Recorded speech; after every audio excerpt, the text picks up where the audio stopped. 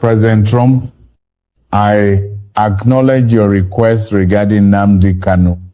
Let me be clear. Nigeria respects its bilateral relationships, but we are not a vassal state. I hear you. And I hear our people, mostly Igbo people. I've spoken with Justice Omotosho. Nnamdi Kanu will be released very soon. Not because America said so, but because it's time for Nigeria to heal.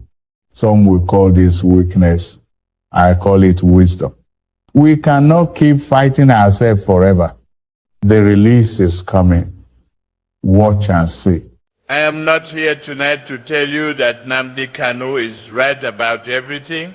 I am not here to endorse the breakup of Nigeria. But I am here to tell you something that no Nigerian president has had the courage to say plainly: your grievances are real. Your pain is legitimate, and we have failed you. But let me ask Nigeria this question. What crime is it to demand fairness? What crime is it to ask for infrastructure? What crime is it to want the second Niger bridge that was promised for decades? What crime is it to demand an end to the marginalization that everyone can see? But we all pretend does not exist.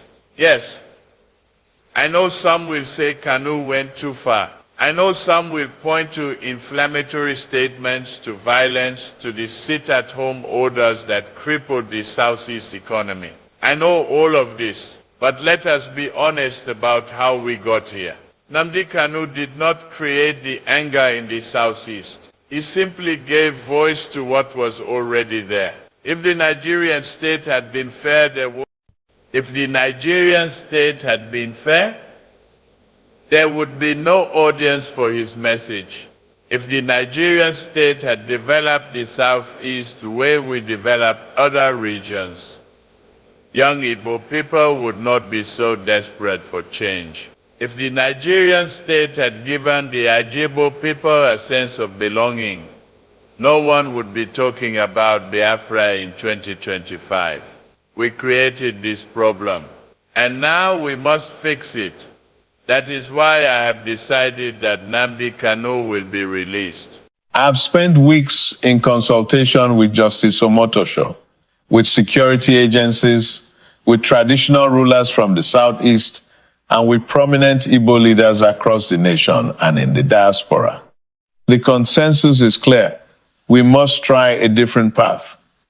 The path of dialogue, the path of reconciliation, the path of justice. But let me be very clear about what this release means and what it does not mean. This release does not mean that Nigeria will break apart. I took an oath to defend the unity and territorial integrity of this nation, and I will keep that oath. Nigeria will remain one nation. But it must be one nation where everyone feels they belong. It must be one nation where the Igbo are not treated as second-class citizens. It must be one nation where your children have the same opportunities as children from any other part of Nigeria. This release does not mean that violence is acceptable. The sit-at-home orders must end. The attacks on security personnel must stop. The destruction of property must cease. If we are to build a new Nigeria, we must do it through peaceful means. We must do it through dialogue, not through guns. We must do it through the ballot box, not through bullets. This release does not mean that Nnamdi Kanu can return to Radio Biafra and continue incitement. There will be conditions, there will be expectations. He will be required to commit to peaceful advocacy. He will be required to denounce violence. He will be required to engage constructively with the Nigerian state to address the legitimate grievances of his people. But here is what this release does mean. It means that this administration acknowledges that we have not treated the Southeast fairly. It means that we are ready to have honest conversations about restructuring this country. It means that we are willing to discuss true federalism, resource control, state police, and all the issues that have been swept under the carpet for too long. It means that we are ready to complete the second Niger bridge, not as a favor, but as a right. Jobs for Nigerians of all ethnicities. When Igbo people feel they belong, they invest in Nigeria rather than always looking to leave. This is not about appeasing one group at the expense of others. This is about justice. This is about finally keeping the promises we made in 1970. This is about building the Nigeria we all claim to want, a Nigeria where no one is marginalized, where everyone has opportunity, where our diversity is our strength rather than our weakness. I know there'll be controversy. I know there'll be criticism. I know some will accuse me of playing politics, of trying to win ego votes, of bowing to pressure. Let them talk. History will judge whether this decision was right or wrong. But I would rather be judged for trying to heal Nigeria than for allowing the wounds to fester. Nnamdi Kanu will be released within the next 2 weeks. The exact date and conditions will be announced after final consultations are completed. But this, I promise you, it will happen. This is not a political trick. This is not a delay tactic. This is a firm commitment from the President of the Federal Republic of Nigeria. To Nnamdi Kanu himself, I say this: you have been given a second chance. Use it wisely. Use your voice to build, not to destroy. Use your platform to unite, not to divide. Use your influence to channel the legitimate anger of your people toward constructive engagement rather than destructive confrontation. You have the ear of millions. What you say matters. What you do matters. You can be a force for positive change, or you can be a force for continued conflict. The choice is yours. But know this: Nigeria is watching. Your people are watching. History is watching. To every Biafran, every Igbo person, every Southeast resident who has felt abandoned and forgotten, your president has heard you. This administration will not be perfect. We will make mistakes, but we will try. We will make genuine efforts to right the wrongs of the past and build a better future. Nigeria belongs to all of us. It is time we started acting like it. Thank you, and God bless the Federal Republic of Nigeria. God bless Ndigbo. God bless all Nigerians, wherever you are. Hello, people of Nigeria. You heard what our president, Mr. Bola Ahmed Tinubu, has said about the release of our Biafran leader, Nnamdi Kanu. It's something that I look forward to, and I know that every indigenous people of Biafra look forward to, because, like I've always say, that I see no justifiable reason, even if I am not a supporter of the violence that came with pushing for Biafra in the recent. I know some people will say things like, oh, what kind of violence? But if you are very sincere to yourself, or if you had your eyes really on the ground, you would know that this whole protest, we've lost a lot of lives to this whole protest, and we've had insecurity on the increase in the eastern states following the whole Biafra fight. I mean, currently the whole Anambra ship at home, that was just how it all started. So Biafra is something that the fight for it has done, I think, pretty a lot more harm than good. Remove from when we had the Nigerian Biafra war, where a lot of lives were lost.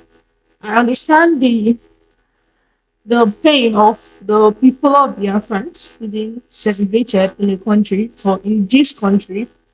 But however, I think that the way to go about it is not by violence, which the Biafra news and the Biafra stations was needing. So yeah, uh, even if I understand the part of Nnamdi Kanu being the son of the soil, really watching out for the freedom of his people. If you've ever, or if you are were born in the in the 60s, you are gonna understand the pain of the Biafrans, especially those who survived the war. You will hear them say things that will make you understand the pain of everyone who is pleading for Biafra. So I get their point. However, I think this whole violence that comes with fighting for our own sovereignty, it's not worth it. And I'm so glad that they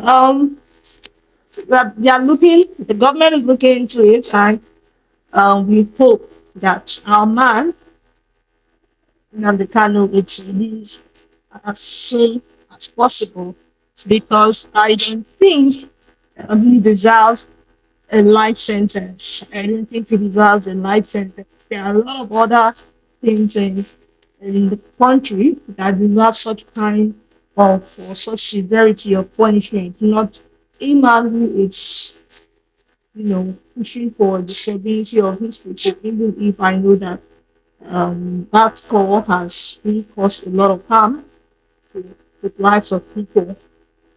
Yeah, I'm not saying I'm against Biafra. All I'm saying is that I'm against the approach of violence. And I know as much as it's been dialogued a lot of times, many other times, the people, some of the people involved are speaking it out of hand. You all probably would have forgotten, but when Nnamdi Kanu, before he was arrested, a whole lot of things, something that you don't want to experience. There was high increase of insecurity in the eastern part of Nigeria.